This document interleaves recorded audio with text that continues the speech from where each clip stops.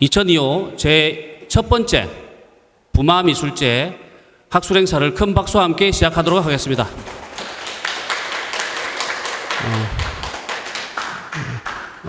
굳이 일어나지 않고 일어나나 앉아나 똑같기 때문에 인사를 앉아서 하겠습니다. 저는 사회를 맡은 시골 큐레이터 신종철입니다. 반갑습니다.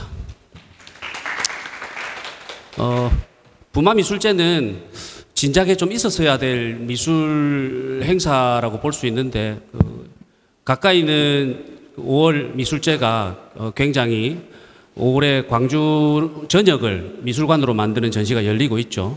제주 4.3 미술제는 굉장히 예산을 안정적인 기반 하에서 한국의 주요 민주주의 관련 역사를 매년 하고 있습니다. 부산도 거기에 부응해서 계속 논의가 있었으나 작년부터 준비를 해서 올해 처음으로 부마미술제라는 이름으로 첫 발을 떼게 되었습니다. 그래서 이제 이 이후로는 좀 안정적인 예산을 확보해서 매년 제주나 광주의 모범을 따라서 좋은 미술 행사가 될 수 있도록 노력하겠습니다. 오늘 학술 행사는 두 분을 모셨습니다. 첫 번째는 김종기 부마민주항쟁기념재단 상임이사께서 미학자이기도 하십니다. 부마항쟁의 역사와 가치의에 대해서 발표를 해주시고 이어서 김중기 전 광주시립미술관 관장이시면서 지금 현재는 독립큐레이터로 더 활발하게 활동하고 계시는 김중기 선생님을 모시고 부마민주항쟁의 예술사적 가치의 이런 거에 대해서 발표를 듣도록 하겠습니다. 첫 번째 발표는 우리 김종기 선생님께서 해주실 텐데요. 예술 쪽을 더 발표하고 싶어 하셨습니다. 처음에. 그렇지만 지금 직위 부마민주항쟁 기념재단 상임이사이기 때문에 상징적으로 재미는 없겠지만 이거를 하시는 게 낫지 않겠느냐고 제가 뭐 한마디 했더니 바로 하시겠다고 해서 오늘 아주 성실하게 발표 준비를 상임이사임에도 불구하고 성실 발표 준비를 하셨습니다. 큰 박수와 함께 첫 번째 발표를 듣도록 하겠습니다.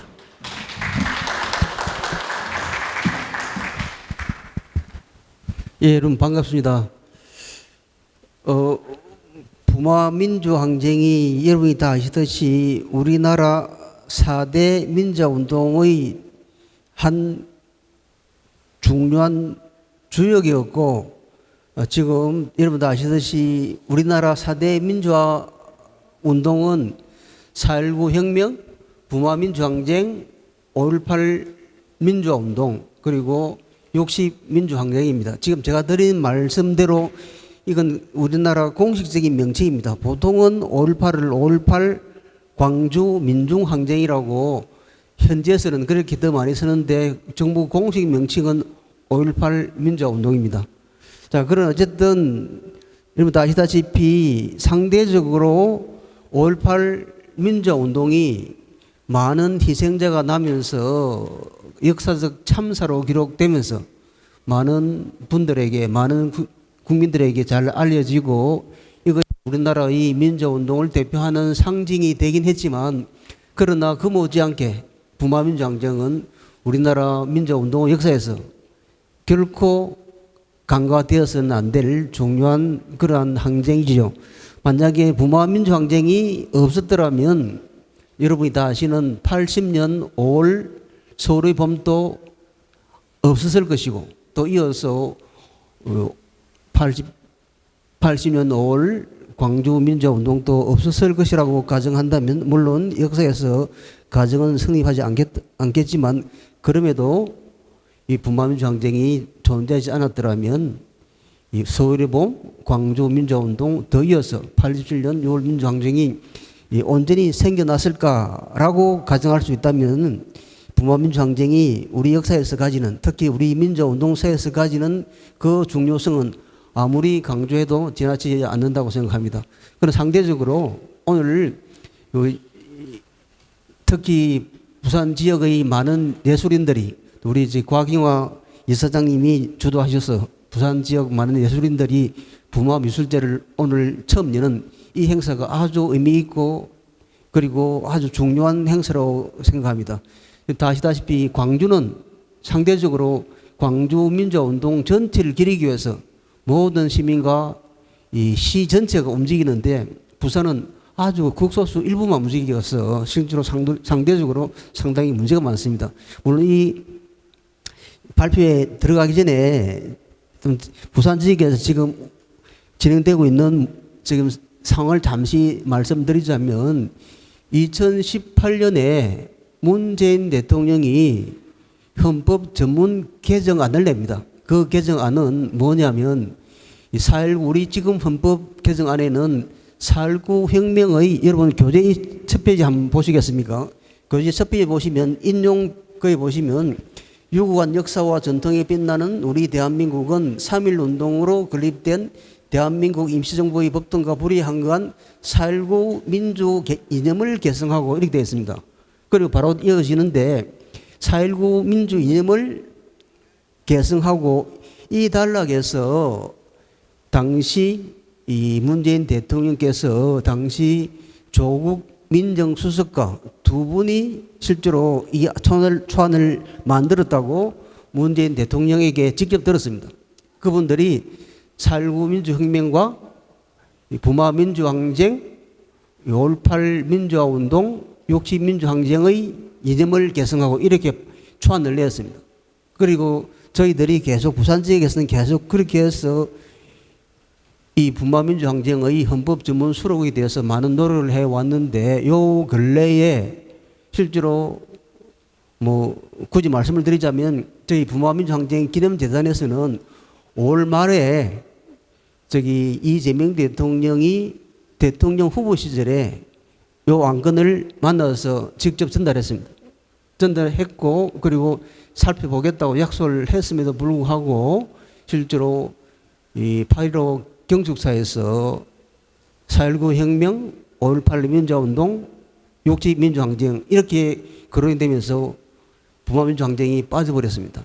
그리고 실제로 많은 정치권들이 뭐 의도적이든 비의도적이든 부마민주항쟁을 계속 빼먹는다는 것이죠. 그래서 저희들은 부산 지역에서는 이 부마민주항쟁이 4.19 혁명과 5.18 60과 함께 우리나라 헌법 전문에 수록되어야 한다는 그런 이 부마민주항쟁 헌법 전문 수록 범시민 추진위원회 활동을 지금 벌여나가고 있습니다. 그리고 9월 10일 다음 주 수요일 오후 2시에 부산광역시 의회에서 이 출범 기자회견을 합니다. 그래서 여러분 관심 가지실 여러분들은 많이 오셔서 같이 힘을 실어주시면 역시 부마민주항쟁이 우리나라에서 올곧은 민주화 역사로 자리 잡는 데 큰 도움이 될 것이라 생각합니다. 네.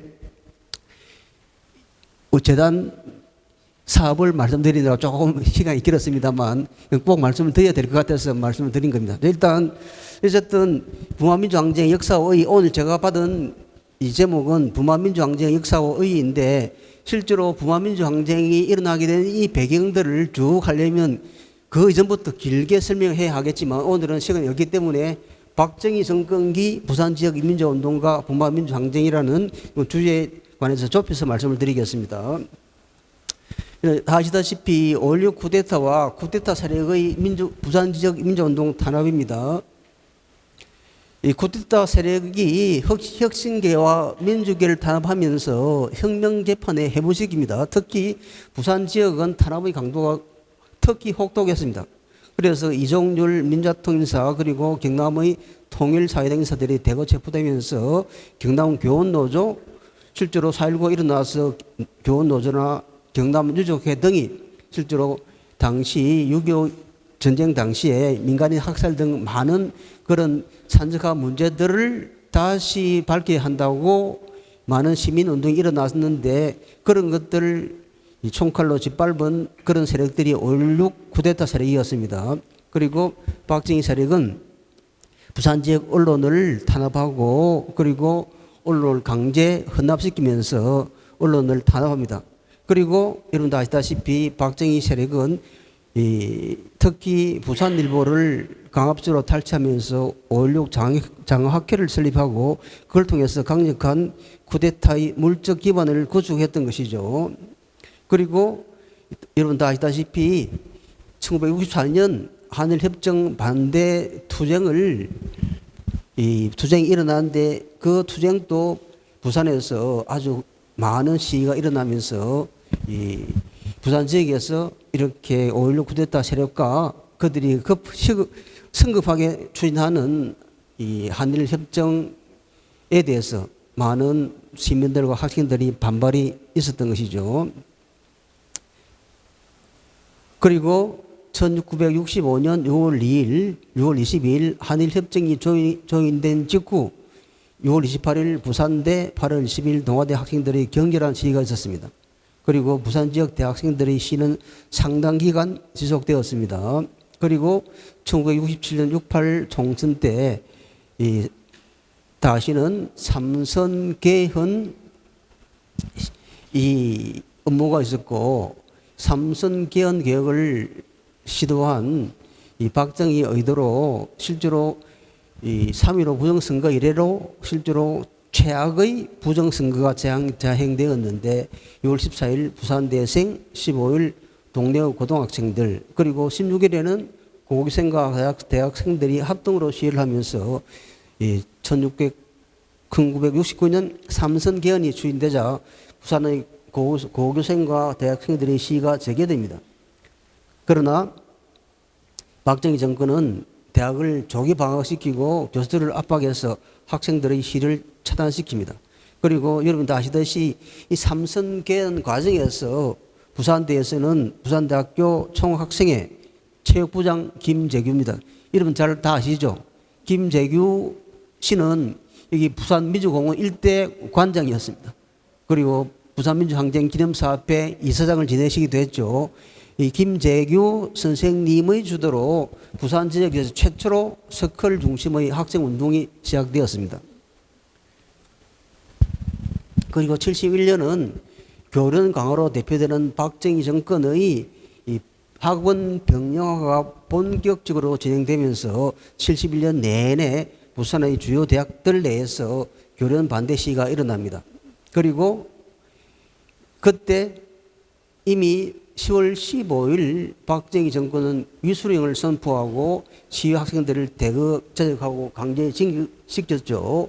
그리고 또 저기 영도에서 당시에 영도 출신이었던 부산대 총학생회장이 김정길 회장이 구속되었고, 김정길 회장은 나중에 영도에서 국회의원을 몇 번 하셨죠. 그리고 1972년 10월 17일입니다.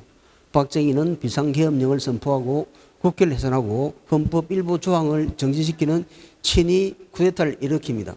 그래서 11월 21일 유신 헌법을 통과시키고 박정희는 종신 집권 체제를 공고히 하고 이로부터 유신 독재 체제가 이루어집니다. 그리고 유신 선포 이후에 한 1여 년간에 걸쳐서 부산은 물론 전국적으로도 뚜렷한 저항은 일어나지 않았습니다. 그리고 1974년 10월 17일 김대중 납치 사건 발생 후 대학가를 중심으로 시위가 재개되죠. 그리고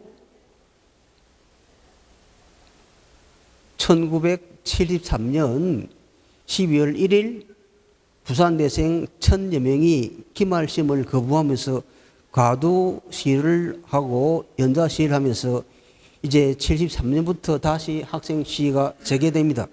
그리고 훗날 민청학년이라 불리는 전국 청년학생 조직이 만들어지죠. 그리고 1974년 4월 3일 박정희 정권이 그 유명한 긴급조치 4호를 선포하고 민청학년 관계자를 대거 체포합니다. 그리고 부산에서는 김재규, 이병철, 김혜룡, 광승숙, 백운재 등 5명이 구속되고 그해 10월부터 계속 시위가 이어졌습니다.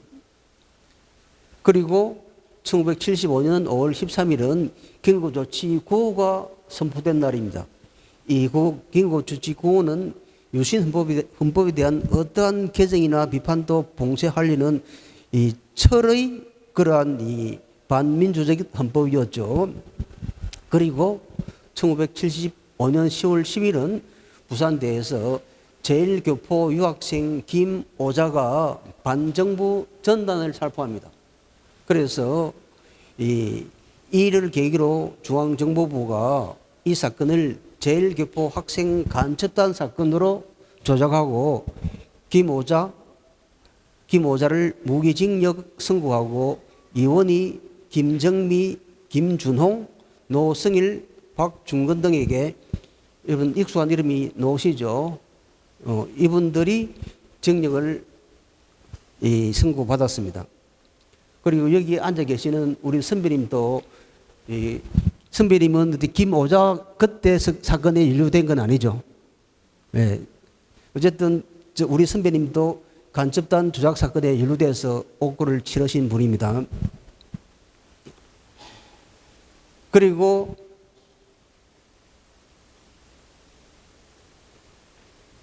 (72년 10월) 유신 독재 수립 이후에 부산 지역에서는 양심적 인사들이 결집되죠. 그리고 당시에 유신 독재 시절에서는 정권의 용공 시비에서 자유롭고 국제적 네트워크가 강한 기독교 계열의 종교인들이 중심이 되어서 부산의 민주운동을 주로 이끌어갔습니다. 중부교회 최승욱 목사 등은 자신이 속한 교회를 넘어서 YMCA와 같은 기독교 계열 단체와 국제사면위원회 한국지부와 같은 인권단체로 활동 영역을 넓혀나갔습니다. 그 참여 인물이 대표적인 분이 중부교회 최승욱 목사, 동광교회 김정광 목사, 오수영 신부입니다. 그리고 우리 민주공원 부산민주항쟁 기념사업회 초대 이사장을 맡으신 송기인 신부님도 그중 한 분이었죠. 이들이 정권의 용공 시비에서 자유롭고 국제적 네트워크가 강하기 때문에 기독교 계열 종교인들이 부산 지역의 이 민주운동들을 주로 당시에 초기에 유신 정권 가장 포압적인 유신 정권 하에 많은 활약을 하셨던 것이죠. 좌측 이분이 최승욱 목사님이시고 이분이 송기인 신부님이시고 이분이 오수영 신부님이십니다. 송기인 신부님을 빼고 두 분은 지금 다 돌아가신 상태입니다. 그리고 이 부산 지역 종교인들의 민주운동에서 주목할 점은 이 한국 기독교와 노동운동 사이에서 접점이 형성되었다는 것이죠. 실제로 한국 부산도시산업선교회 최성묵 목사님이 위원장을 맡으시고 지금 부마재단 이사장을 하고 계시는 박상도 선생님이 총무를 맡으셨습니다. 그리고 가톨릭 노동청년회가 1974년 태광산업 노조 결정 지원 계기로 노동운동에 적극 참여합니다. 그리고 이 가톨릭 노동청년회에서 교육받은 노동자들이 부산 기업체대에서 노조를 조직하기 시작하고 그들을 도와준 분들이 최승우 목사, 김정광 목사, 송기인 신부, 오수영 신부님 같은 이 종교단체의 지도자들이었죠. 그리고 이 부산 지역 지식인들과 전문직 인사들의 민주운동 참여입니다. 주로 부산 지역 문인들과 전문직 인사들은 1970년대부터 민주운동에 참여하기 시작하지만 그러나 지역 여건의 부족으로서 개인적으로 활동하거나 소리 단체에 참여하는 형태가 많았습니다. 그리고 요산 김정환 선생님이 1974년 자유실천 운학인 협의회에 참여하면서 국제사면 부산 지부가 1970년에 만들어지면서 김정환, 김광일, 노경구 등의 지역 지식인들과 전문적 종사자들의 참여가 확대되기 시작합니다. 그리고 이 부산 민주운동의 상실인 양서협동조합이 건설됩니다. 1978년 4월 진보적인 서적 보급을 통해 지역사회의 지적 풍토를 쇄신하고 민주세력을 결집할 목적으로 양서협동조합이 설립되는데 그 주도층은 여러분이 여기 오늘 익히 들어보신 이름들이 많이 나올 겁니다.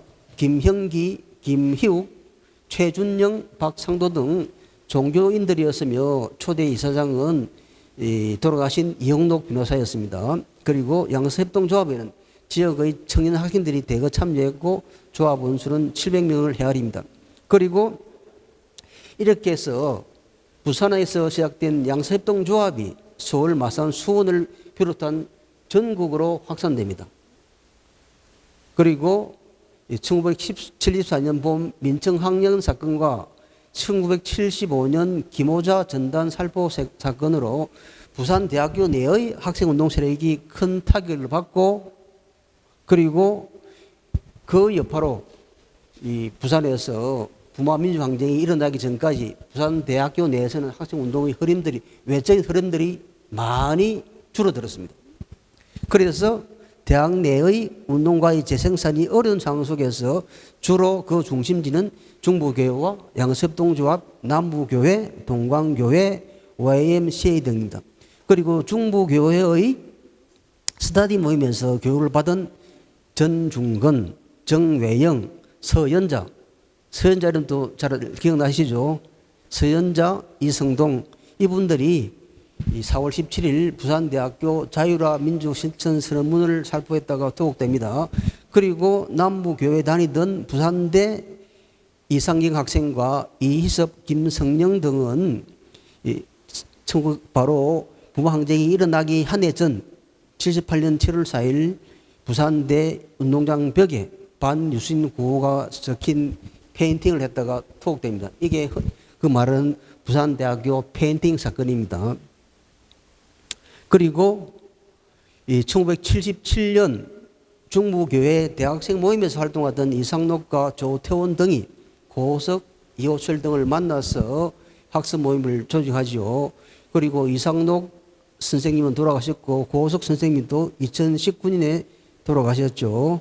그리고 이호철 선생님, 그리고 김형기, 송세경, 최준영, 김희욱, 소진열, 설동일 등 서울에서 활동하시던 이 학생들이 부산에서 내려와서 중부교와 양서협동조합을 통해서 형성되어 있던 부산대학교 사회과학 지하서클을 지원합니다.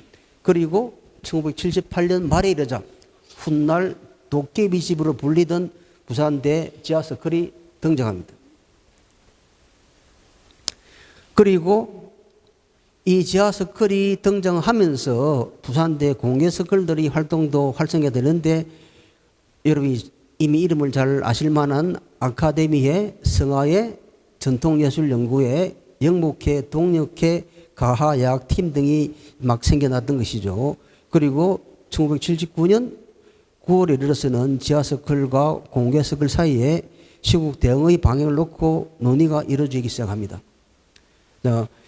그 다음에 박정희 정권의 몰락 원인인데, 일단 경제 위기입니다. 경제 위기는 박정희 정권이 여러분 아시다시피 부산 지역 중심으로 초기에는 이 경공업 중심의 이 신발, 고무, 또 가발 같은 그런 사업을 하던 박정희 정권이 이제 1970년대 들어오면서 중공업을 육성하기 시작하죠.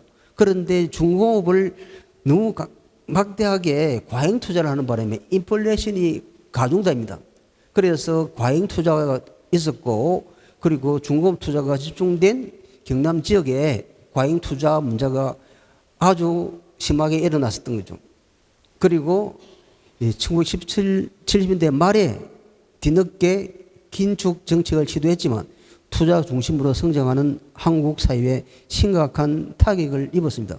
그러니 일단 부산 지역은 60년대 초반에 한국 경제를 이끌어가는 경호업 중심의 그런 이 노동지회학적 산업이었는데, 그러나 그것이 70년대로 경남 마산 쪽으로 넘어가면서, 주로 창원 쪽으로 넘어가면서 중공업으로 넘어가는데, 이 초기에 한국 경제를 이끌어가던 이 경호업 중심의 이런 노동지회학적 산업이 일단 한계에 부닥치고, 그리고 경남 지역의 중공업 지역에 과잉 중복 투자 문제가 일어나면서 한국 경제가 크게 경제적으로 문제가 생깁니다. 이것이 경제적으로 부마항쟁의 발발 원인이 되겠죠. 그리고 뭐 부가가치세는 말씀드리지 않고 넘어가겠습니다.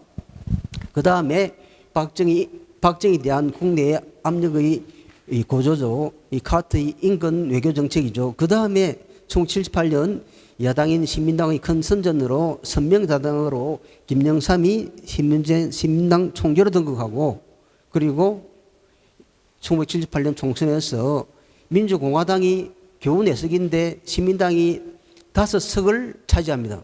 즉 중선거구제를 실시했음에도 불구하고 신민당이 공화당을 앞지르죠.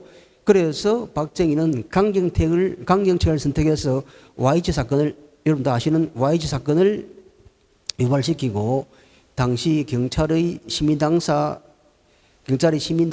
진입해서 농성을 하는 과정에 김경숙 열사가 사망했던 것이죠. 그리고 김영삼의 의원직 제명 사건이 일어납니다. 이를 통해서 부산 마산 일대의 민심은 더욱 악화되었던 거죠.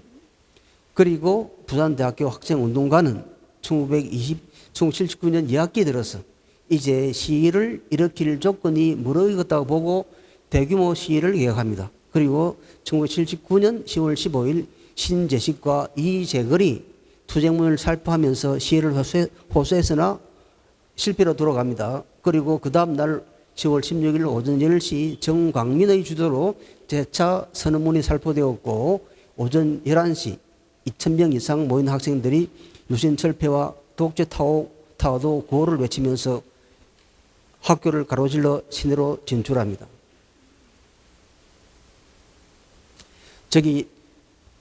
여기 민주공원 지금 기록관으로 옮겨졌을 텐데, 기록관에 가보면 당시에 뿌려졌던 부산대학교 학생들의 민주수문 3종이 지금 거기 배치되어 있습니다. 신재식의 민주선언문은 원본입니다. 그리고 나머지 다른 2개는 지금 사본만 있죠. 이건 읽어보지는 않겠습니다. 그리고 5,000여 명으로 불어난 학생시위대가 경찰 저지선을 뚫고 시내로 진출하고, 오전 2시경에 부영극장 앞에 집결하면서 동아대와 고신대 학생들이 합류하고, 이제 날이 저물자 시민들이 대거 합류하게 됩니다. 시위대의 규모와 강도가 정대되고, 이날 동안에 11개의 파출소가 파괴됩니다.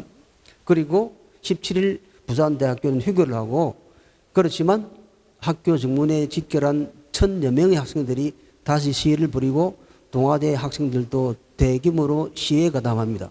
야간이 되자 다시 시민들이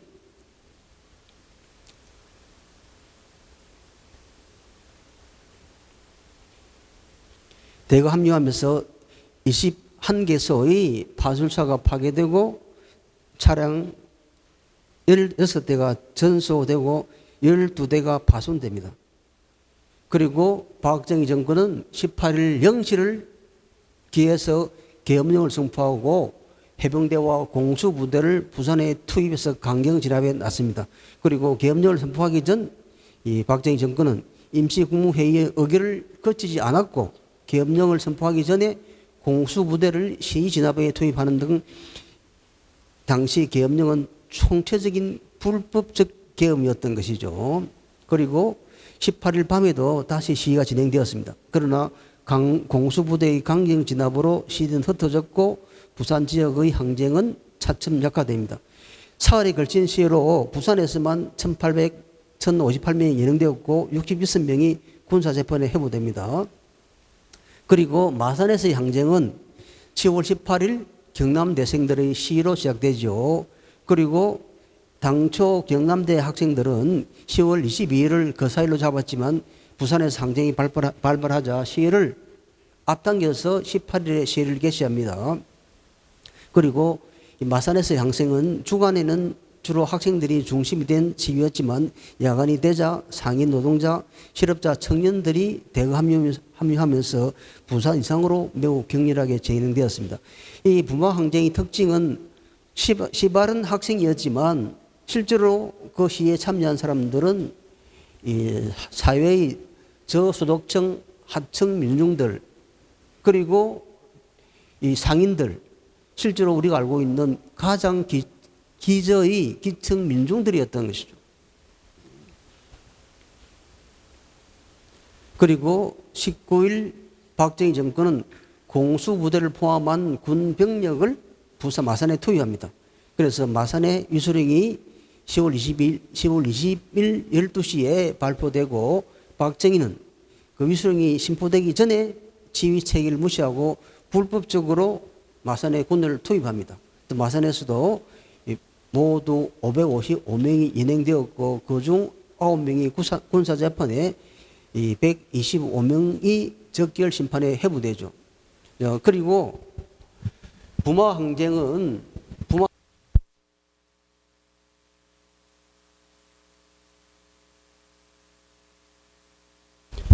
부마 항쟁이 이 5.18 민주운동과 비교해서 상대적으로 이 관심을 많이 받지 못했던 이유는 크게는 두 가지일 겁니다. 하나는 10월 26일 날 유신 독재 정권의 핵심이었던 박정희 대통령이 이 김재규에 의해서 목숨을 잃고 그것이 전 국가적인 애도기간으로 선포되고 그러면서 이 민주화운동, 부마민주항쟁의 그 중요성이 실제로는 상당히 묻혀져 버린 것이 있고 또 그리고 5.18은 공식적으로 사망자들이 650여 명입니다.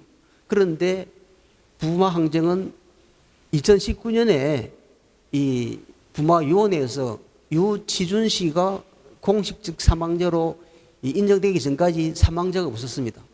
그리고 이 10월 16일 날 부마항쟁이 일어나서 10월 26일 날 박정희가 사망하는 바람에 실제로 많은 분들이 잡혀가서 고문을 받고 그렇게 고출당했는데 박정희가 10월 26일 날 이 김재규의 총에 사망하는 바람에 그 이후에 대부분 잡혀갔던 분들이 풀려납니다. 그래서 부마항쟁 관련자들은 대개 15일 이상 이 구금된 사람들도 그렇게 많지 않습니다. 그리고 아까 말씀드린 것처럼 2019년에 유치준 씨 한 분이 이 공식적인 사망자로 인정되는 것 등 이 박정희의 사망이라는 사건이 이 천우신주로 많은 사람들이 목숨을 살려준 그것 때문에 실제로 희생이 적었던 것이죠. 그 희생이 적었다는 이런 사실들 때문에 상당히 관심을 적게 받았던 것이죠. 그 다음에 이 말씀은 뭐 안 드려도 될 것 같기도 합니다만, 예. 실제로 부마항쟁이 발발한 직후 부산을 방문한 중앙정보부장 김재규는 이 부마항쟁을 공산주의자의 배후 조종으로 일어난 폭동이 아닌 밀란으로 규정합니다. 그리고 김재규는 박정희에게 온건책으로 전국을 전환할 것을 요구하지만 박정희가 오히려 더 강경책을 고집하자 10월 26일 총기로 박정희를 사살하죠. 이때 차지철이 어떤 말을 했다 그럽니까? 캄보디아에서는 100만도 죽였는데 뭐 우리도 그 정도 죽여도 안 되겠습니까? 이런 말까지 했다 하죠. 그리고 당시 박정희 정권은 부마항쟁으로 구속된 이들을 난민정과 연계한 폭동으로 조작하기 위해서 혹독한 고문을 가하고 있었으나 박정희의 갑작스러운 죽음으로 이는 중단되었던 것이죠.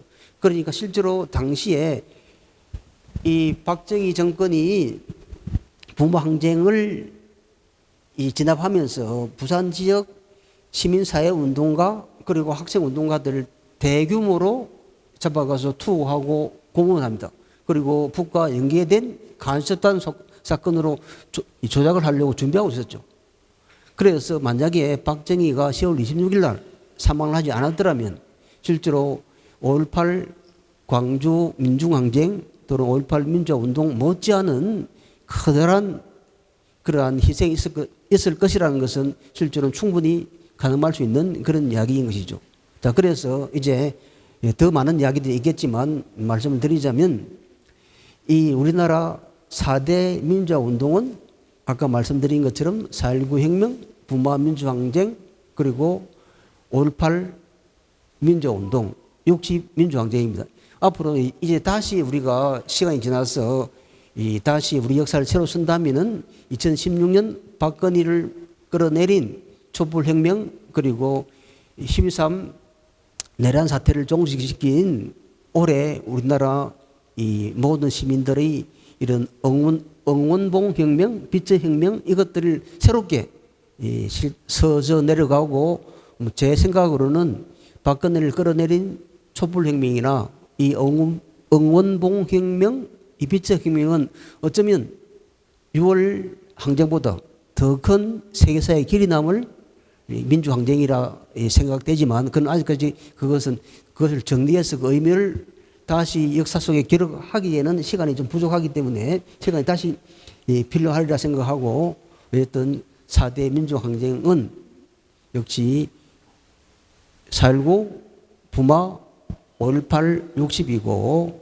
다시 강조하지만 희생자가 많고 적고가 그 항쟁의 중요성을 가리는 기준이 되어서는 결코 안 된다고 생각합니다.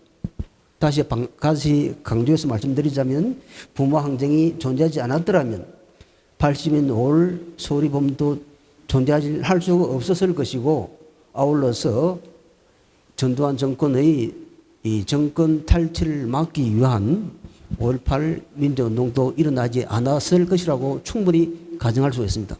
그래서 이 부마 민주항쟁의 역사적 의의와 그 가치는 아무리 강조해도 지나치지 않을 것이라고 다시 한번 말씀드리면서 오늘 제 발표를 마치겠습니다. 감사합니다. 요즘 사람들한테 부마항쟁은 6.25만치 멀게 느껴집니다.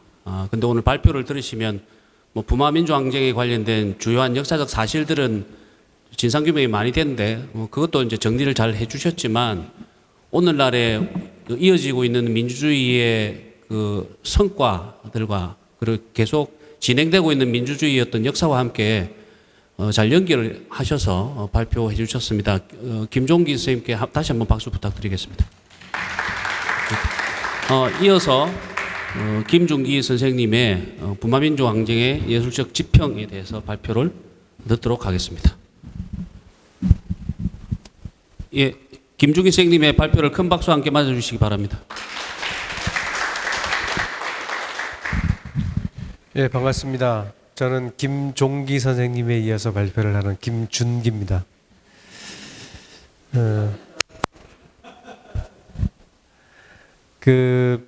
부마항쟁 때 보니까 저는 국민학교 5학년 학생이었네요. 그때까지 저는 강원도 평창에서 자라고 있었습니다. 그 해 말에 이제 부산 대신국민학교로 6학년부터 전학을 와서 자들이 니들 친구나? 그랬더니 친구들이 저한테 니 북한에서 왔나? 그때부터 열심히 부산말을 배워서 초중고등학교 재수 때까지 이제 부산 사람으로 이렇게 살았더랬습니다. 오늘 이제 김종기 선생님의 말씀을 쭉 발표를 들어보니 이게 그냥 막연하게 알았던 부마항쟁을 인물과 조직과 운동의 역사로 알 수 있게 돼서 참 좋았습니다. 저는 최근에 이제 한 2년 정도 그 대구의 10월 항쟁에 대해서 이렇게 오늘도 좀 소개를 좀 할 건데 2년 전에 대구에 갔다가 뜻하지 않게 김상숙 교수님의 10월 항쟁에 관한 그 지금 말씀하신 것처럼 그런 발표를 듣고 야 이게 정말 놀라운 일이구나를 알게 됐거든요. 그러니까 앞으로 이제 김종기 선생님께서 10월 항쟁의 전도사로서 그러니까 인물의 역사, 인물의 흐름, 조직운동의 흐름 이런 걸로 구체적인 상을 스토리텔링을 많이 해주시면 더 많은 예술작품이 나오지 않을까라는 생각을 하면서 얘기를 들었습니다. 아까 발표 때도 말씀하셨지만 5.18은 수백 명의 사망자라고 하는 비극적 서사를 가지고 있습니다. 그런데 부마항쟁은 이제 박정희 독재를 거꾸로 들인 위대한 업적이 있음에도 불구하고 오래된 기억은 아마도 이제 그 죽음이라고 하는 희생으로 인해서 기억되는 부분이 더 큰 것 같습니다. 그렇기 때문에 부마항쟁에 대한 무게가 상대적으로 약해져 있지만 그러나 역사적으로 돌이켜보면 4대 민주항쟁으로서의 의미와 가치가 있다라고 하는 점을 잘 생각해서 그것을 이제 기억투쟁으로 살려내는 일을 예술이 해야 된다. 그런 이유로 이제 부마예술제를 시작하셨겠죠. 그래서 저는 제주도 도립미술관장으로 일을 했었고 또 광주시립미술관장으로 일을 했었습니다. 그렇기 때문에 그 4.3과 5.18에 대해서 직접적인 미션을 가지고 일을 해왔습니다. 광주는 직접적 미션이었지만 제주도는 뭐 굳이 그렇게 당시까지만 해도 직접적인 미션으로 붙어 있지는 않았습니다. 그러나 두 도시가 가지고 있는 항쟁에 관한 각별한 애정과 노력과 헌신 이런 것들이 있었기 때문에 오늘날 두 도시는 거의 국가적 행사로서 이렇게 항쟁사를 기리는데 예술의 큰 기여가 결합되어 있다 이런 자긍심을 가지고 있죠. 제주 4.3 같은 경우에는 가장 먼저 이 4.3을 언급하고 공론장에 띄어올린 것이 뭐 현기영의 순이삼촌과 같은 소설을 비롯해서 예술가들의 활동이 잊혀진 역사를 떠올리는 데 큰 역할을 했다라고 다들 이제 알고 있는 것처럼 그런 사실이고 5.18도 마찬가지입니다. 5.18의 그 진상 규명이나 5.18의 가치를 드높이는 과정에 정치투쟁과 사회운동과 동시대적으로 예술운동이 결합을 했기 때문에 예술이 가지고 있는 5.18 미술, 5.18 예술의 두께와 가치가 있는 것이죠. 그래서 그것을 부마 항쟁을 어떻게 예술적으로 되살릴 것인가에 관한 그런 논의 이런 걸로 앞으로 부마 예술제가 잘 가고 첫 번째 행사이니만큼 이어서 잘 가길 바라는 마음이고요. 저는 신용철 선생이 저한테 부마 미술제에 관한 공부를 시켰지만 제가 지식이 짧아서 부마 미술제에 대한 언급을 할 단계에 못 도달했습니다. 그래서 오늘은 그 전 단계로 지역주의 담론 우리 한국 사회의 미술과 어떻게 결합되어 있는지에 관한 말씀을 좀 드리고 그리고 나서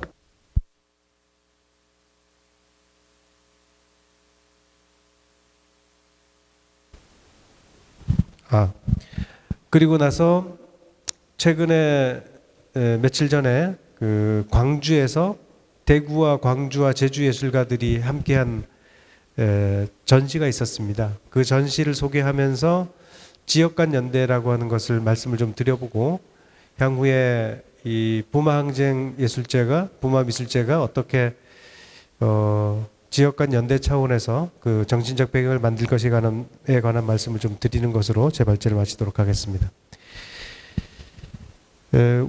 우리는 이제 지역이라는 말을 그동안 많이 쓰고 듣고 살아왔는데 물리적 장소를 기반으로 한 삶의 공간이자 공동체의 가치를 갖고 있는 공공의 영역입니다.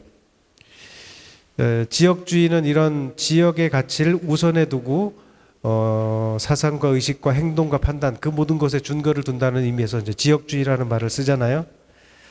그런데 이 지역적 가치라고 하는 말이 중심주의 시각으로 인해서 많이 왜곡되어 있습니다. 지역이란 이름은 중앙으로부터 떨어져 있는 변방을 의미합니다. 그리고 오염되어 있죠, 지역주의. 그래서 영남, 호남의 지역주의, 지역 갈등 이런 걸로 오염되어 있어서 지역주의란 말을 긍정적인 의미로 쓰지 못하고 있습니다. 그런데 과연 우리는 이 지역주의란 말을 제대로 발견하고 쓴 적이 있는가?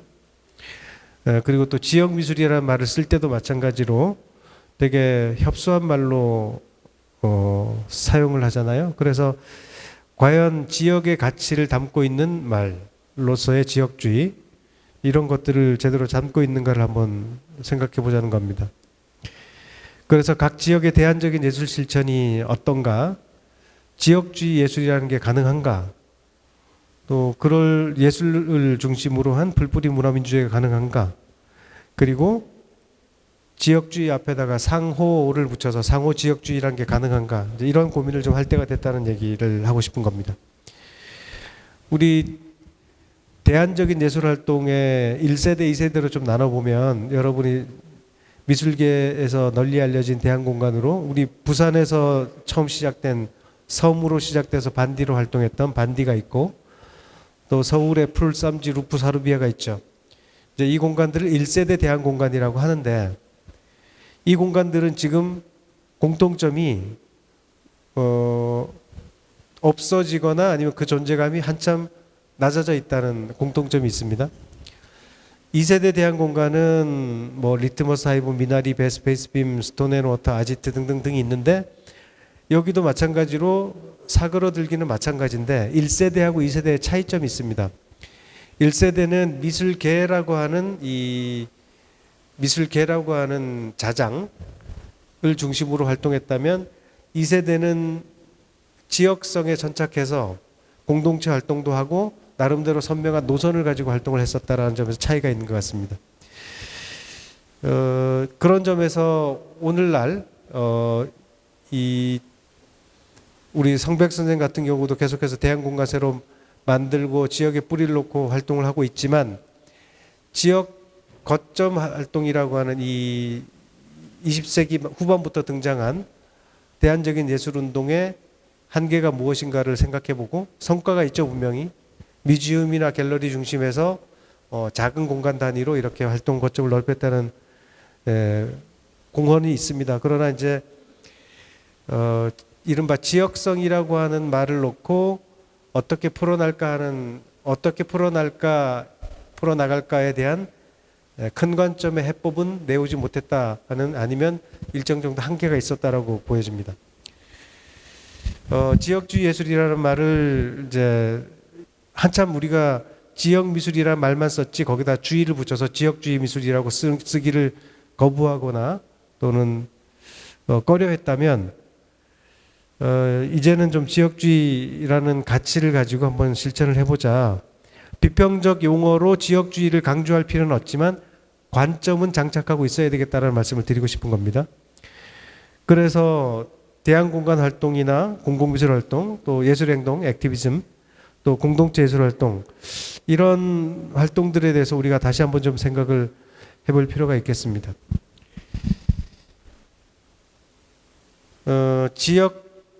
지역미술이라고 하는 이 관점에 아주 협소하게 쓰는 관점에는 지역미술을 협회 정도 수준으로 이렇게 좁게 보는 관점이 들어있기 때문에 우리가 거부감을 갖는 것 같습니다. 부산미술, 부산 지역미술 그러면 그동안 짧지만 한국 근현대 미술이 만들어 나온 그 지역미술 안에서의 권력관계가 있을 겁니다. 그것들을 호명하는 방식으로 지역미술이라고만 썼지, 부산 지역미술을 과연 이제 부산의 역사성, 부산의 장소성, 특히 이제 우리가 오늘 부마 항쟁을 이야기하고 있지만 그런 것들을 담아내는 것으로서 지역미술을 써왔는가는 반성적으로 좀 볼 필요가 있겠다는 겁니다.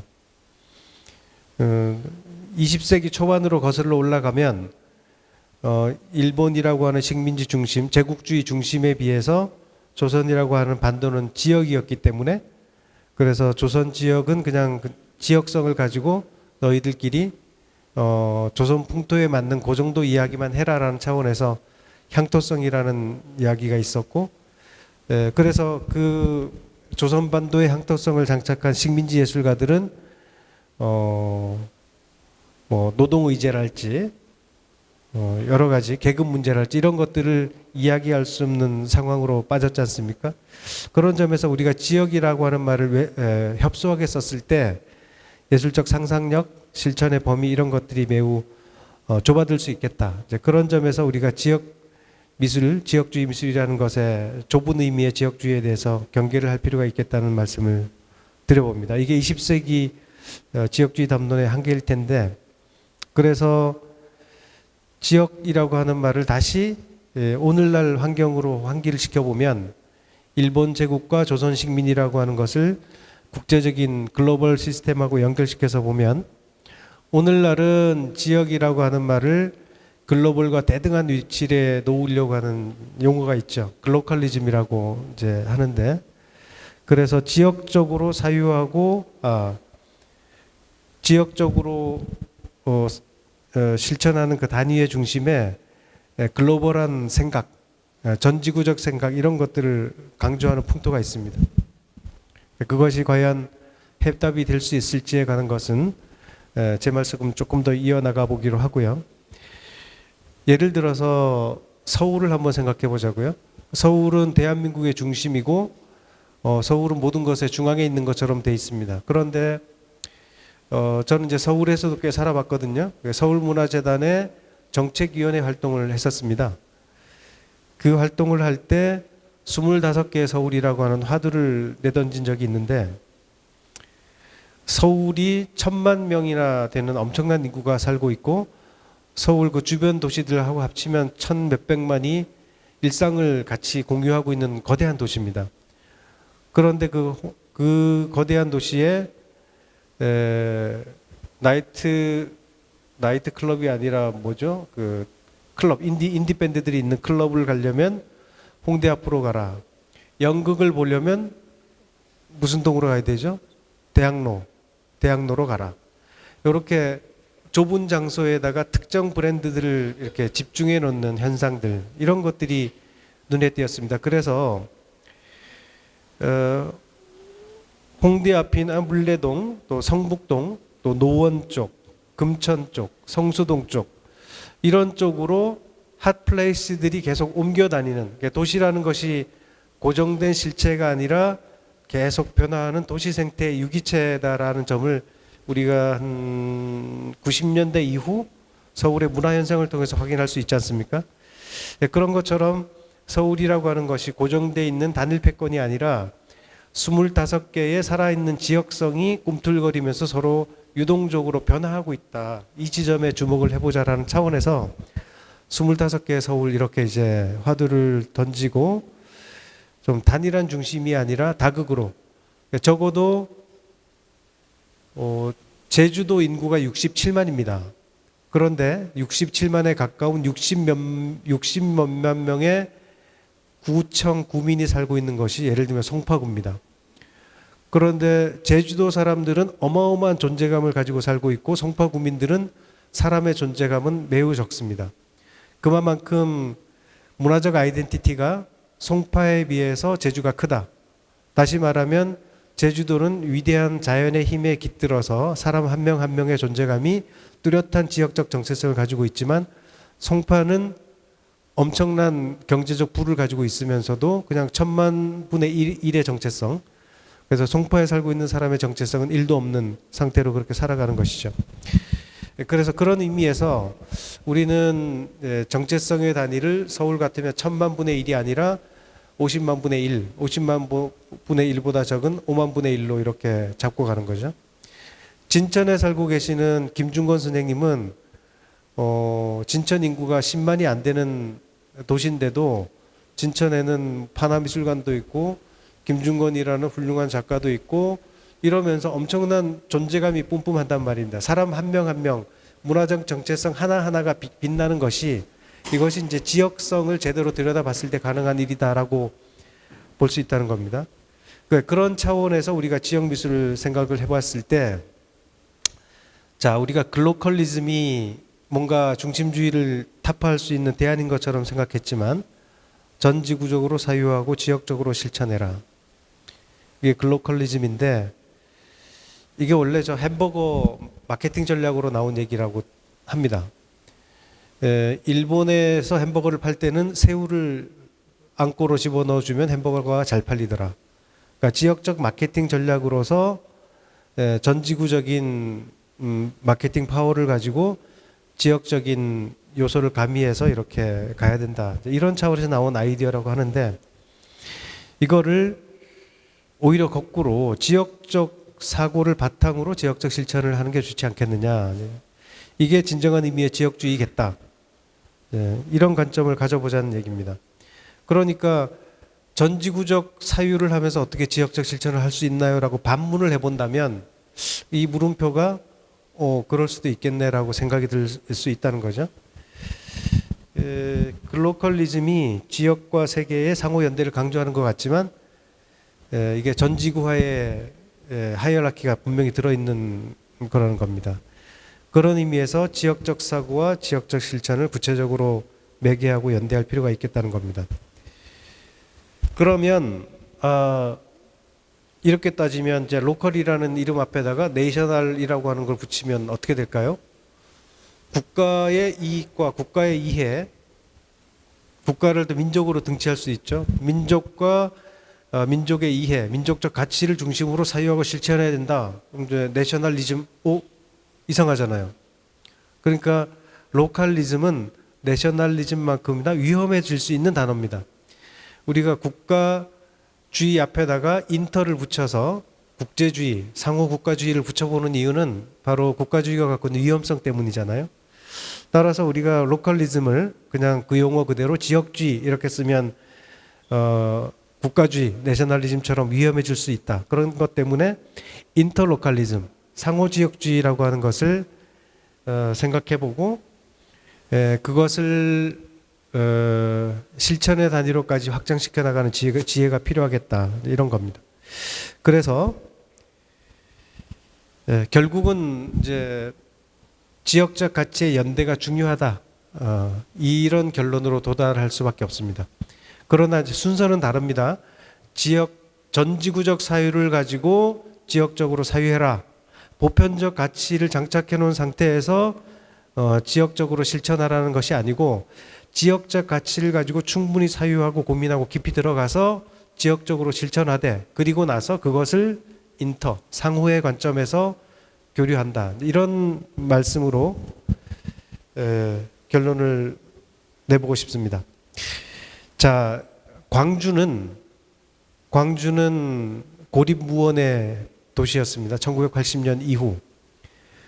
그 고립된 광주가 스스로 광주 항쟁의 정신적 가치를 신원하기 위해서 부단하게 노력을 했고 그 광주의 가치에 공감한 전국의 모든 지역들이 함께 광주를 이야기했기 때문에 광주는 오늘날 이제 제대로 정신적 가치로 신원이 돼가고 있는 중이죠. 4.3도 마찬가지입니다. 예를 들어서 강요배 같은 예술가는 이제 서울에서 살고 활동하다가 다 접고 제주에 내려가서 제주의 자연과 역사와 생태와 공동체를 만나는 답사와 학습 과정을 거친 후 그 지역적 가치를 재발견하고 그것으로 4.3 미술을 읽었죠. 그 4.3 미술의 가치를 가지고 강요배 쌤 예를 다시 한번 들자면 그렇게 이제 작가로 인정받으니까 대구에서 이인성 미술상을 줬어요. 그래서 이인성 미술상을 받았을 때 그냥 본인 작품 제주 이야기만 한 것이 아니라 대구 항쟁 이야기를 풀어냈습니다. 그래서 10월 항쟁에 떨쳐 일어난 부녀자들의 모습을 형상화한 회화를 그렸고 그 회화 작품이 어저께 뉴스입니다. 어저께 광주에서 이제 대구 항쟁 연계 전시가 열렸는데 10월 항쟁 유족회 회장님이 강요배 선생님을 만나고 싶었어요. 근데 어떻게도 연락이 안 닿았는데 여기 와 계시군요. 하면서 즉석에서 부탁을 드린 겁니다. 10월 항쟁 발생지에 기념비를 세우고 싶은데 세우려고 하는데 오는 이제 9월 30일에 그때 선생님의 10월 항쟁 그 그림을 이렇게 그 표시판에 좀 놓고 싶은데 저작권 허락을 좀 해주십시오 해서 그 자리에서 강요배 선생님이 영광입니다 이렇게 해가지고 이제 허락을 얻었어요. 이 이야기는 이제 작은 에피소드지만 예술가가 충분히 자기 지역의 지역성을 가지고 활동을 하고 그것을 넘어서서 타 지역과 예를 들면 항쟁이라고 하는 4.3 항쟁과 10월 항쟁이라고 하는 공통 분모를 놓고 지역 간 교류와 연대를 한다는 거죠. 그리고 제가 조금 이따 보여드릴 강요배 쌤의 또 다른 작품에서도 대구와 연결된 이제 그런 서사가 보입니다. 그래서 전국적으로 생각하고 지역적으로 실천한다. 지구적으로 생각하고 한반도적으로 실천한다가 아니고 각별히 지역적으로 파고 들어가서 사유하고 실천하고 그것을 연대의 관점에서 이렇게 넓혀 나간다. 이런 방법이 더 옳은 길이겠다 싶은 겁니다. 그래서 조금 이따가 보여드릴 이제 전시 몇 가지가 요 전시입니다. 어저께 개막식을 연 전시인데 이 전시가 펼쳐진 첫 출발을 에피소드를 소개하겠습니다. 2년 전 봄에 광주 비엔날레 개막식이 있었습니다. 그 개막식에서 박서보 예술상 시상식을 하고 있었어요. 근데 아시다시피 이제 박서보 선생님은 70년대 하얀 그림의 대표 주자로서 또 21세기 들어서는 그림이 잘 팔려가지고 이제 박서보 재단에서 돈도 많이 벌고 해서 기분이 아주 좋게 행복하게 이렇게 활동해 오신 분입니다. 근데 박서보 재단에서 방주 비엔날레 재단에다가 10억을 낼 테니까 2년에 한 번씩 10년 동안 2억씩 상금을 주는 박서보 예술상을 만들어 주세요 해서 그게 실현된 겁니다. 근데 그게 23년 이제 전시 개막식에서 시상식을 하고 있을 때 뒤에서 메가폰 소리가 나고 샤우팅 그다음에 피켓팅과 플래카드를 들고 앞으로 뛰어나서 데모를 하는 거예요. 보니까 박서보 예술상 폐지하라. 광주에서 박서보고 왼발이냐 이렇게 나오는 건데 이게 무슨 일인가 하고 저도 앞자리에 앉아 있었는데 그때 앞에 국회의원들이 야 이것도 예술인가 봐 이제 이러면서 어리둥절하고 있는데 심상치 않았어요. 그래서 뒤로 이렇게 가서 보니까 대구 청년들이 와서 데모를 한 겁니다. 그러니까 대구가 왜 광주에 와서 데모를 하느냐. 광주 정신이라는 게 있는데 이게 웬 말입니까? 박서보는 광주와 맞지 않습니다. 이 문제 제기를 정면 대놓고 한 거예요. 그래가지고 여기 김하순 광주 민미업 김하순을 비롯한 화가들이 한 달 동안 1인 시위를 했습니다. 안 되겠다 그러고 이제 1인 시위를 해서 그 상이 없어졌거든요. 그게 저한테는 상당히 충격적이었습니다. 그때 이제 데모를 하면서 인터뷰를 하고 있던 사람 약간 저녁이어서 어두운 상태였는데 어디서 오셨어요? 왜 이런 일을 하고 계세요? 제가 좀 물어봤어요. 그랬더니 어두워서 저는 그분을 알아보지 못했는데 그분은 저하고 아는 사람이었습니다. 그래서 왜 이랬냐? 광주가 이러면 안 된다. 이렇게 해서 이제 그분하고 나중에 연결하게 됐고 그래서 우리 광주 예술가들이 그해 가을에 대구에 가서 세미나를 했습니다. 워크숍을 하는데 10월 항쟁에 대한 이야기를 듣고 그래서 이제 그냥 10월 폭동 이 정도만 알고 있던 10월 항쟁을 항쟁으로 정확하게 듣게 되고 또 이런 얘기도 참 인상적이었습니다. 1975년 인혁당 조작 사건으로 8명이 사법살인되고 나서부터 딴 동네에서는 데모하면 깜빵 간다가 대구에서 데모하면 죽는다 이렇게 됐다는 거예요. 죽음의 공포 때문에 그러니까 75년에 8명을 그렇게 한 박정희가 그렇게 했던 것은 그만큼 유신 독재에 대한 저항이 대구 지역에서 셌기 때문이라는 걸 반증하는 얘기거든요.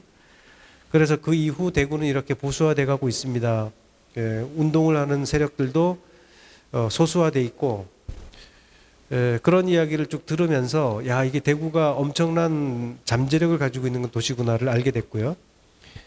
그런 정신적 충격에다가 작년이죠. 작년에는 제주도의 청년들이 한반도 투어를 했습니다. 그때 광주 청년들도 같이 저희들도 따라갔어요. 그래서 대구 투어를 하는데 코발트 광산 그다음에 10월 항쟁 장소들 또 가창골 또 10월 항쟁 유족회 이런 만남을 통해서 우리가 10월 항쟁을 구체적인 우리의 현대사 역사로 다시 만나야 되겠구나라는 이제 각성을 하게 됐고 그 결과 작년 9월 30일에 최초로 10월 항쟁 예술제가 열렸습니다. 동대구역 광장에서 그 10월 항쟁 유족회 회장님이 이런 일이 내 생전에 있을 줄 몰랐다면서 감격해하는 장면 지금도 이렇게 떠오르고요. 그에 이어서 올해도 10월 항쟁 예술제를 이제 대구에서 지금 준비를 대구 분들이 한참 열심히 하고 계십니다. 그 과정에 자 그러면 대구의 청년들이 광주에 비엔날레 와서 데모를 하고 광주의 시민들, 광주 예술가들의 뒤통수를 한 방 세게 때리고 갔는데 그럼 광주는 어떻게 할 거냐? 그러면 이제 광주가 대구의 손을 잡을 때가 됐다. 그러고 제가 지금 발표 여기 문구에다가 세 번째 줄에 적어 놓은 거 제주도는 요즘 어떤 움직임이 있냐면 대구와 광주와 여순과 손을 잡고 지속적으로 아까 신용철 선생님이 얘기했지만 제주 사산미술은 뭔가 좀 기반이 좀 튼튼합니다. 작년 같은 경우에 예산만 한 2억대 예산을 이렇게 받아가지고 움직이다 보니까 대구와 광주와 여순과 손잡는 구체적인 프로그램들이 작동되는 거고, 제주의 청년들이 오픈마인드로 한반도를 드나들기 시작했습니다. 그러면 이제 오늘 이렇게 1회를 시작하는 부마미술제의 미래상도 내년 내후년 이후에도 답이 조금 보일 것 같아요. 그래서 첫 번째를 이렇게 부산문화재단 최대 지원금 무려 2,500만 원이나 받아가지고 이렇게 행사를 크게 하고 있는 거니까 내년도 지속된다고 보고, 그러면 광주와 여순과 대구와 제주와 손잡는 부산, 이 모습을 반드시 염두에 두고 걸음을 걸어가야 되겠다라는 말씀을 드리고 싶은 겁니다. 자, 시간이 20분 지났겠죠? 네. 지금 광주에서 하고 있는 전시를 빠른 속도로 좀 보여드리고 제 말씀을 정리하도록 하겠습니다. 전시 제목은 코발트입니다. 코발트 광산의 학살을 상징하는 것이고, 분지에서 일어났던 불꽃, 10월 항쟁의 불꽃과 코발트 광산의 아면, 그 어둠 속에서 다시 빛의 혁명으로 어떻게 확장할 것인가. 대구, 제주, 광주의 예술가들이 함께 모였습니다. 10월 항쟁에서 4.3 항쟁으로, 그 다음에 보도연맹 학살 사건에서 4.19 혁명으로, 그리고 김종기 선생님 죄송합니다. 저도 4.19에서 바로 광주로 넘어가 보네요. 그래서 앞으로는 부마항쟁을 반드시 넣도록 하겠습니다. 광주항쟁에서 돌아가신 분이 수백 명인데 부마항쟁에서 한 분 돌아가셨지만, 그러나 부마항쟁의 한 거로 유신 독재를 꺾었다라고 하는 이 엄연한 사실을 엄중하게 기억하고, 앞으로 제가 이와 같은 글을 쓰거나 발표를 하면 반드시 1979년 부마항쟁 넣도록 하겠습니다. 죄송합니다. 자, 이렇게 역사적 맥락을 탐구하고 폭력의 반복에 대해 저항하는 이런 저항들에 대해서 연대하는 것이 필요하고 중요하겠다, 이런 이제 생각들을 공유하고 있는 것이고요. 그래서 우리는 대구를 보수화된 도시, 피폐한 도시, 그 다음에 이제 광주 사람들의 기준으로는 음식이 맛없는 도시, 이렇게 돼 있지만, 대구가 가지고 있는 그 화려한 불꽃, 그 다음에 코발트 광산 가창 학살처럼 엄청난 상처, 고통, 이런 것들을 기억하고 연대하는 장을 가져갈 필요가 있겠다는 생각을 갖고 있습니다. 이 광주에서 이 작품을 정하수 선생님을 소개했더니 광주의 사람들이, 알만한 예술가들도 대구에도 민중미술이 있었네요, 이렇게 얘기하는 겁니다. 이게 이제 1980년대 정하수 선생님의 작품입니다. 정하수 선생도 엄청 오랜만에 대구를 이제 방문했다고 했고, 광주의 예술가들 또 시민들이 이 작품에 대해서 상당히 관심을 보이면서 조화라 했습니다. 1980년대부터 대구의 예술가들은 상처, 희생, 고통, 죽음, 이런 것들에 대해서 이렇게 표현을 하고 있었던 것이고요. 이분은 대구 예총회장을 지낸 1970년대 추상미술 계열에 서 있던, 그 다음에 의사의 아들로서 대구의 기득권을 가지고 활동해온 화가입니다. 권정호라는 화가입니다. 근데 그림이 심상치 않잖아요. 이쪽 밑에 보면 해골들 있죠.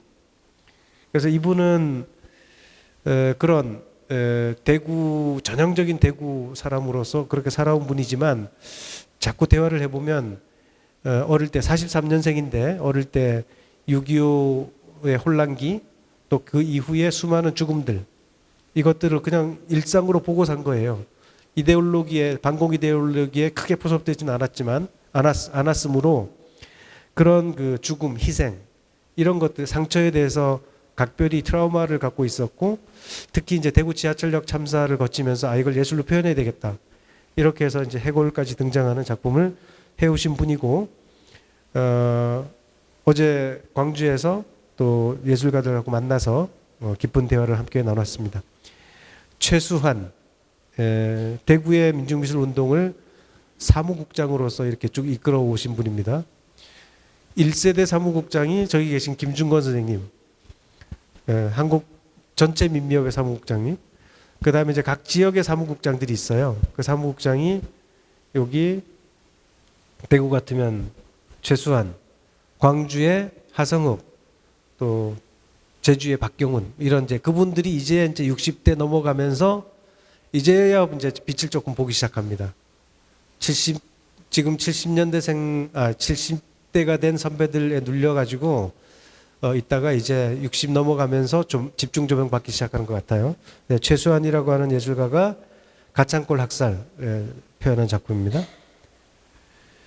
네, 홍성담, 홍성민, 또 전정호 등등 생명평화예술행동 활동을 하는 이 그룹 멤버들이 9.7m짜리 큰 벽화로 아시아의 눈물, 이게 국가폭력이 국가 단위에 머물지 않고 제국주의 폭력으로 확장돼 있다. 그것을 견뎌온 아시아 민중들의 역사를 거대한 회화로 이렇게 표현한 작품입니다. 그 다음에 하성읍 화가인데요. 이제 광주의 민미협 사무국장 역할을 하신 분입니다. 광주 항쟁을 표현한 작품들이고요. 김미련이라는 작가는 대구 작가입니다. 김미련은 거의 대구의 김화순이라고 봐야 됩니다. 광주에 김화순이 있다면 대구에 김미련이 있다. 이 정도 위상인데 지금 보시면 메르시 보이시죠? 메르시 고마워요. 메르시 복구 할 때 그 메르시와 아메리카가 전멸 등으로 깜빡깜빡하면서 메르시 아메리카 이렇게 됩니다. 그 밑에 이제 비디오가 세 개의 비디오 클립이 등장하는 그런 작품입니다. 가운데 계신 분이 10월 유족회 회장님이세요. 나이가 80인데 지금도 정정하게 10월 항쟁 운동을 하고 계신 분입니다. 하성읍 작가의 이제 제일 왼쪽에 있는 게 지금 코발트 광산 학살 사건을 그린 그림입니다. 신작으로 나왔습니다. 네, 박성원이라는 화가인데요. 전국을 다니면서 이런 항쟁사와 학살에 관한 이런 그림들을 그려내는 화가입니다. 이번 전시의 득의작이라고 할 수 있습니다. 여기 있는 김하순 화가가 가창골에 가서 위령비에 있는 희생자들의 이름을 이 인물의 여성의 머리카락 하나하나마다 이렇게 새깁니다. 이름으로 머리카락을 쓴 거예요. 그리고 그 깃발을 들고 코발트 광산의 어둠 속에서 올리고 그 다음에 10월 항쟁 장소를 다니면서 이렇게 1인 깃발 시위를 하고 다닌 장면입니다. 그림과 함께 전시가 됐고 김병호 화가는 이제 대구 사람인데 대구는 전태일 보유 도시입니다. 이 얘기입니다. 지금 가운데 있는 붉은색이 전태일 실루엣인데 의외로 사람들이 전태일이 대구 사람이란 걸 모릅니다. 어제 대구에서도 이 그림 설명했더니 아 전태일이 대구 사람이었냐고 이렇게 되는데 그런 이제 김병호 화가고요. 그다음에 제주도의 박진희 작가 어떤 제의적 상징을 가지고 있는 그릇과 옷 그다음에 이런 걸로 표현한 작품입니다. 주홍 작가는 윤상원 열사의 형상과 서사를 가지고 퍼포먼스를 한 이건 그냥 단순한 퍼포먼스가 아니고 중요한 장소성을 살리는 현장 퍼포먼스를 하고 그 현장 퍼포먼스가 그 장소성을 살리는 일로 연결이 된 그런 이제 이력이 있는 드로잉입니다. 이게 아까 말씀드린 이제 강요배 선생님의 작품인데 이 그림을 처음 보고 강요배 선생님이 형상회화에서 추상회화로 자꾸 이제 옮겨가잖아요. 그래서 추상을 하다 못해 이런 단색화 거의 윤형근 회화 비슷한 이런 그림까지 너무 심하게 추상을 가셨군요 했더니 그 제주도의 모 선배가 옛기 무식한 놈아 이거는 그런 추상이 아니고 코발트 광산을 그린 거다. 수직굴에서 쏟아져 내리는 또 수평굴에 가득 차 있는 그 보도연맹 학살의 영혼들을 코발트 빛으로 그렇게 표현한 거다. 이런 얘기를 듣고 깜짝 놀랐습니다. 그래서 이제 이 그림을 이번 전시 제목, 전시 타이틀로도 내세웠는데 4.5m 그림인데 이제 천정고가 안 돼가지고 이렇게 누워 있는 겁니다. 원래는 이렇게 벽에 제대로 이제 붙어 있으면 더 좋은 작품인데 아무튼 그런 작품이고요. 광주 작가 이세연이라는 작가인데 이 코발트 광산으로 이미 개인전까지 했던 작가입니다. 양동규 작가도 코발트 광산과 제주의 상황을 사진으로 표현한 작품을 했습니다. 박경훈 작가는 유골과 그 다음에 빛의 혁명의 현장들 이거를 결합해 가지고 작품을 했는데 이 전시를 함으로 인해서 엄청나게 재평가를 받았습니다. 박경훈은 4.3 미술운동을 견인한 조직미술운동가였고 불과 한 6년 전만 해도 김중건 선생님이 이제 한국 목판화 작가 주요 전시를 기획하실 때 있어봐 목판화 작가가 누가 있더라 누구 얘기하길래 내가 박경훈 선생님도 있잖아요 그랬더니 김중건 경훈이가 요즘 또 판화를 해? 그래갖고 제가 이 얘기를 박경훈 선생님한테 전해드려서 상당히 충격을 받았거든요. 그 이후로 엄청나게 열심히 작업을 한 겁니다. 김중건 선생님의 공이 아주 큽니다. 그래서 이런 작업으로 4.3을 동시대 스토리까지 쭉 연결하는 이런 작업으로 박경훈 선생이 계속 좋은 작업을 보이고 있고요. 그래서 이번에는 뭐 수도권 지역이나 부산, 울산 지역은 같이 못 만났고 광주에서 대구와 광주, 제주 이 세 지역 예술가들이 10월 항쟁을 다시 돌아보는 그리고 각 지역의 지역성을 기반으로 지역주의 미술을 펼쳐온 작가들이 어떻게 상호 지역주의 관점을 확장할 것인가 이런 이야기를 펼쳐봤고요. 9월 30날 대구에서 10월 항쟁 예술제가 열립니다. 전국에서 예술가들이 모일 것이고 아마 이 자리에 계신 분들 중에서도 대구에 가실 분이 계실 텐데 10월 항쟁이 부마 항쟁만큼이나 묻혀 있습니다. 어떻게 보면 더 철저하게 묻혀 있죠. 부산은 부마 항쟁의 이름으로 이렇게 민주공원도 있지 않습니까? 대구에는 아무것도 없습니다. 그래서 아까 김정희 선생님이 말씀하신 4.19에서 5.18로 건너뛰지 말고 부마를 반드시 기억해야 되는 것처럼 4.3 직전에 4.3만 기억할 것이 아니라 4.3 직전에 최초의 미제국주의에 대한 체계적이고 조직적인 항쟁이 있었고 그것은 대구의 일이 아니라 한반도 전역에서의 일이었고 어마어마한 규모를 가진 항쟁이 있었다는 사실을 기억하고 그것으로 영남이 이렇게 보수화된 도시가 아니고 불과 몇십 년 전까지만 해도 가장 선진적이고 진보적이었다. 우리가 부산에서 볼 수 있듯이 대구에서도 이런 항쟁의 불씨, 민주주의와 인권의 불씨가 엄청났었다는 것을 기억할 필요가 있겠다는 말씀을 드리면서 제 말씀 마치겠습니다. 감사합니다. 원고를 너무 늦게 주셔서 굉장히 걱정을 많이 했는데 역시 현장에서 또 빛나는 발표를 해주셨군요. 그 지역주의 관련해서 우리가 그 지역이란 게 협소한 개념이 아니고 전 지구적 연대에 가 있다는 말씀해 주셨고 지금 이 순간에도 가자지구로 구호품을 싣고 선단이 출발을 했죠. 가자지구에 대해서 관심을 가져주시기 바라고 그것 또한 우리 역사와 사회와 예술이 관심을 가져야 될 부분이라고 생각합니다.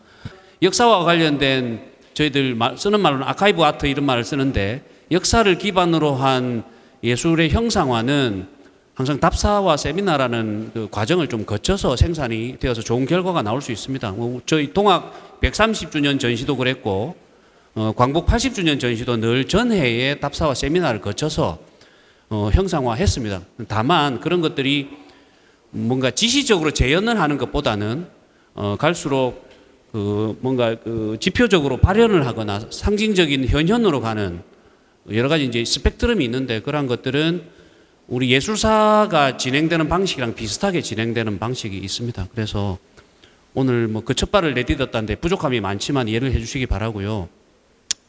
먼저 두 분 발표 중에서 그 발표 중에 좀 못하신 게 있으시면 조금 더 요 보충해서 말씀 좀 드려야 되겠다 하는 게 있으시면 뭐 좀 이야기를 해주셔도 좋을 것 같습니다. 그 김종기 선생님부터. 이야기 다 했는데. 네. 시간이 짧았어요.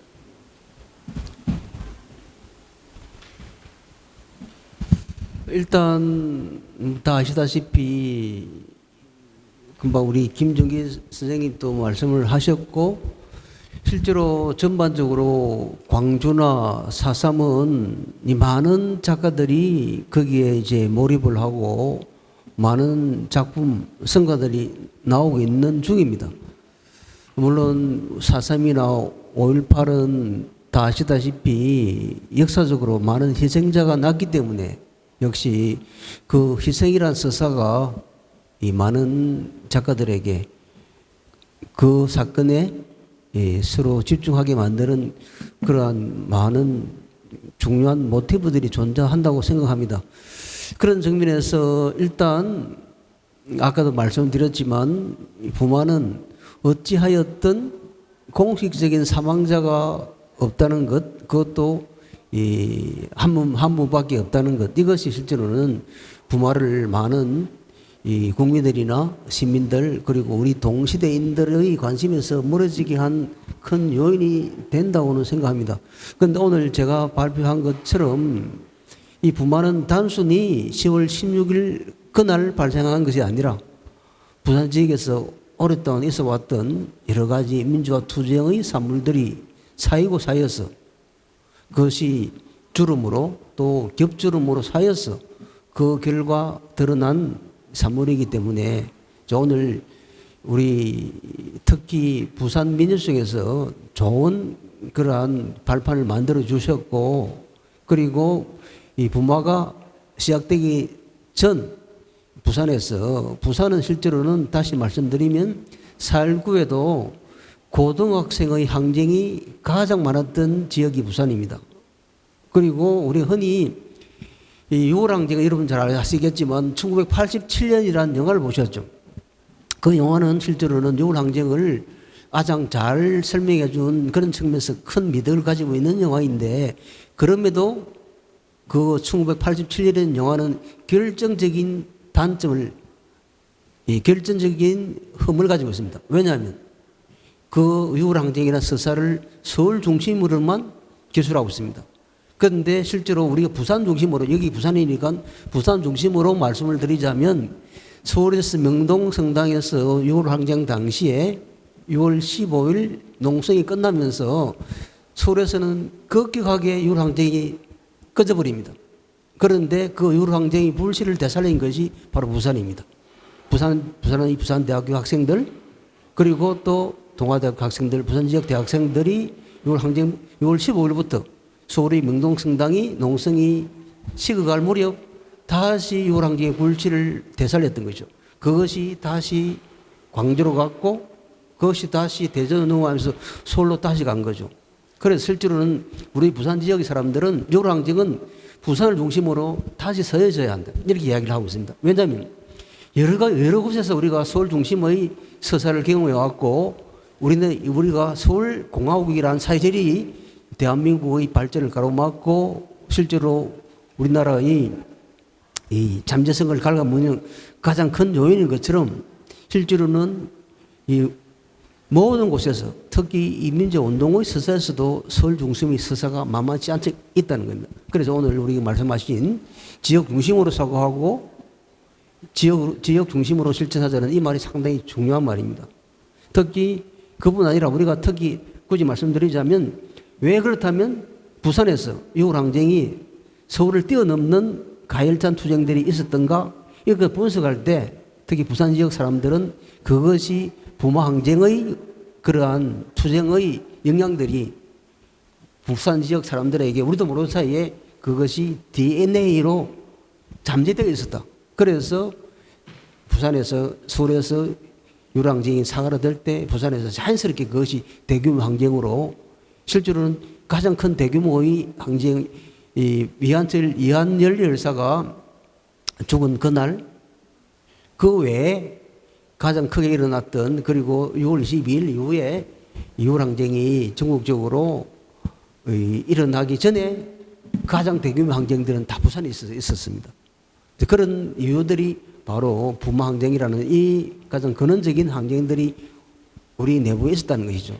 그런 측면에서 또 다시 말씀드리자면 그런 부마항쟁도 단순히 10월 16일 날, 10월 18일, 20일 그때만 있었던 항쟁이 아니라 그 전에 부단하게 이 부마를 이끌어왔던 여러 민주운동 투쟁가들, 학생운동가들 그들의 항쟁들이 격하게 쌓여서 그들의 항쟁이 흔적으로 또는 주름으로 겹주름으로 쌓였기 때문에 그것이 가능했다고 본다면 이제 부마항쟁 당시의 시민항쟁들을 다시 주목하는 것도 필요하겠지만 그 전에 일어났던 부산 지역의 다양한 시민항쟁들을 다시 역사적으로 다시 재조명해서 그것을 미술적으로 형상화하는 작업들이 필요하겠다 이런 말씀을 드리고 싶습니다. 네. 좀 전에 김종기 선생님이 하신 말씀은 엄청나게 중요한 말씀인 것 같습니다. 저도 87년 6월 항쟁에 눈물 한 방울로 기여를 한 적이 있습니다. 그때는 1987년 6월 저는 재수생이었습니다. 재수생은 데모를 할 수가 없습니다. 근데 김종기 선생님의 부산대 철학과 후배, 제 고등학교 때 친구가 저를 부산대로 오라 한 거예요, 한날. 그래서 갔더니 그 소설에 등장하는 단발머리에 하얀색 티를 입고 청바지를 입고 단화를 신은 여학생이 교정에서 북을 들고 데모를 하는 겁니다. 아, 대학을 가야 되겠다. 그날의 기억이 너무 선명한데, 그래서 그날 부산대학교에서 중앙 로타리까지 쭉 이제 시위대를 따라서 저도 이제 데모를 해봤거든요. 그때 제가 느꼈던 열기는 엄청난 것이었습니다. 6월 항쟁, 네, 부산. 근데 제가 그때 느꼈던 물음표는 하나 있습니다. 이게 독재와는 타협 없다, 혁명으로 재헌의회 이런 목소리가 있었잖아요. 근데 그런 목소리보다는 김영삼의 지지, 그러니까 기존 보수 정당에 대한 지지로 귀결되는 모습을 제가 아주 낯설게 그때부터 제가 아마 PD 개파가 될 가능성이 좀 있었나 봐요. 재수생 때부터. 아무튼 그 엄청난 열기가 에너지가 있었다는 걸 제가 생생히 기억하는데 그런 점에서 광주는 5.18은 5.18로 완결짓지 않고 6월 항쟁을 이끌어냈다는 자부심으로 이렇게 서사를 펼칩니다. 근데 부마 항쟁도 마찬가지로 6월 항쟁을 그러니까 최초의 동인이었으며 그것의 결론까지 부산이 직접 맺었다. 이런 서사가 매우 중요할 것 같다는 생각이 드는데 그 말씀을 지금 이렇게 해주셔서 저도 앞으로 깊이 명심하고 부마는 79년에 열흘간의 사건이 아니고 10년의 서사를 갖고 있다. 이렇게 그런 차원에서 저는 더더욱이 김종기 선생님께서 부마 항쟁부터 시작해서 6월 항쟁에 이르는 부산 지역, 특히 이제 부산 지역의 민주화 운동에 관한 서사를 인물과 사건과 문학 작품과 뭐 미술 작품도 반드시 있을 겁니다. 아까 곽영화 선생님하고 참 말씀 나눴는데 2회 전시 때부터는요, 여기 전시 주최 측에서 이렇게 신작도 중요하지만 80년대 이래로 해왔던 작품들을 재발견하고 기록하고 끄집어내고 지금 이제 공공미술관에서 안 하잖아요. 그러니까 이 부마미술제 연구팀에서 체계적으로 조사 연구해서 부마항쟁부터 민주화 운동에 이르는 이런 역사를 마치 울산에서 지금 노동미술 아카이브 하는 것처럼 그렇게 촘촘하게 해서 인물과 사건과 문학과 사진과 언론, 인터뷰, 구술, 체록, 답사 이렇게 챙겨 나가는 걸 여기 이제 근현대사 인문 아카이브 하는 팀하고 결합해서 모종의 시스템을 좀 만들어서 그렇게 잘 가면 좋겠다는 생각이 듭니다. 시월항쟁도 마찬가지로 그 학자들의 연구 성과가 예술가들에게 엄청나게 큰 힘이 되고 있다는 것을 계속 실시간으로 확인하고 있고요. 참고로 이 광주에서는 대구와의 연대 그러면 5.18과 연대를 시월항쟁에다가 연결할 생각을 못하고 228에다가 찍어다 바르고 있었습니다. 근데 뭐 그럴 수도 있겠다. 광주니까. 근데 228의 실체를 제가 알게 됐는데요. 물론 이제 의로운 학생들의 자랑스러운 한가이긴 하지만 제가 이제 대구의 어른들에게 들은 얘기는 그냥 어느 한날 분기탱천한 학생들이 야 뭐 어떤 우발적인 사건으로 해서 한나절 이렇게 좀 들고 일어났던 사건이라고 합니다. 너무 낮게 폄훼할 일은 없지만 지금 대구에 가면요 228 학생 운동 기념관이 있고 특히 이제 문재인 정부 때는 그 228 사건을 국가적인 기념 행사로까지 치렀습니다. 근데 그게 그럴 일이 아니다라는 거. 근데 그럴 일이 아닌데 왜 그렇게 됐냐? 당시 부총리가 김부겸 부총리예요. 그래서 대구 출신 김부겸 부총리가 이제 쉽게 말하면 228은 대구에서 기득권이 돼 있습니다. 4.19 할아버지들이 기득권에 된 것처럼 그거보다 훨씬 더 심각하게 대구의 228 할아버지들은 기득권화돼서 대구의 지금까지의 상황을 쭉 누리고 보수화된 대구를 이끌어왔던 사람들이라는 거거든요. 그렇기 때문에 228이 항쟁 정신을 대표하고 있는 대구가 아니고 10월 항쟁 이렇게 돼야 되는 것처럼 부산 마산 대표하는 정신으로 부마 항쟁과 6월 항쟁 이것을 집중적으로 부각해서 부산 정신을 이렇게 세우는 일을 잘했으면 좋겠다는 생각을 들고요. 마지막으로 하나만 더요. 이 말씀은 김종기 선생님이 말씀하신 말씀 너무 중요한 게 광주 5.18 그러면 광주라고 하는 도시에 이니셔티브가 있잖아요. 근데 6월 항쟁은 그렇지가 않습니다. 서울 항쟁이다 어디 항쟁이다가 아니잖아요. 전국에서 함께 만든 6월 항쟁이기 때문에 이 엄청난 정신적 가치를 부마 항쟁으로부터 6월 항쟁까지 이렇게 서사화할 필요가 있겠고 더불어서 우리는 쉽게 대구 항쟁 하는데 절대 대구 항쟁이란 말 쓰면 안 되겠다는 걸 제가 점점 깨닫고 있습니다. 대구에서 10월 1일 날 시작해서 한 며칠 있다가 대구는 정리가 되고 경산으로 옮겨붙습니다. 경산에서 경북 지역으로 그리고 전라도 지역으로 그다음에 수도권 지역으로 이렇게 옮겨붙는 거거든요. 그래서 마치 6월 항쟁처럼 대구 항쟁이 아니고 6월 항쟁처럼 전국으로 번진 10월 항쟁. 10월 한 달 안에 전국의 20여 개 장소에서 항쟁이 일어났던 엄청난 사건입니다. 그래서 대구 항쟁이 아니라 10월 항쟁으로 정확하게 정명하는 게 좋겠다. 그리고 부마 항쟁이 6월 항쟁의 서사까지 연결되는 큰 그림을 그리는 일을 부마 미술제를 계기로 잘 했으면 좋겠다는 말씀을 첨가합니다. 네. 네, 뭐 상호 질문 없이 자연스럽게 보완해 주시면서 좋은 이야기들이 또 많이 나온 것 같습니다.